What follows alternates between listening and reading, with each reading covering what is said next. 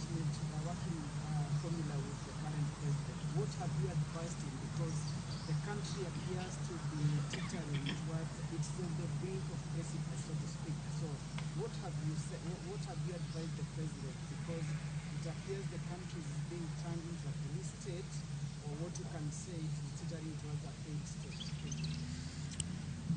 We talked for a long time about police reforms. Not just this time, not only with regard to this regime. In the regime before it, even one before that other regime. I would say that, we inherited a colonial police force. And as you know, the colonialism was meant to rule the natives. It was not a people-friendly government. So what should have happened was to democratize this police force, reform it so that it becomes a service, not a force. It is not enough to just change the words. That is from a force to a service. You must take measures to ensure that it's really a service, not a force. And this has not happened in our country. I've given examples of where it has happened. For example, in Tanzania.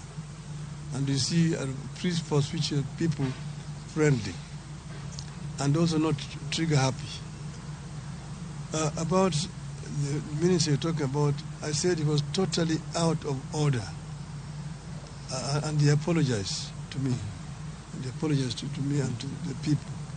And he stated the day before yesterday that police should handle people with care. So, yeah. That's fine. That's one. No, just to say, let's end there. Let's end there.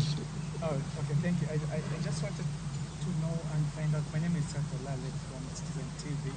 Your proposals, as you put them, what are there also the thoughts being shared by the president towards this, and what happens if this particular proposal is not taken into account?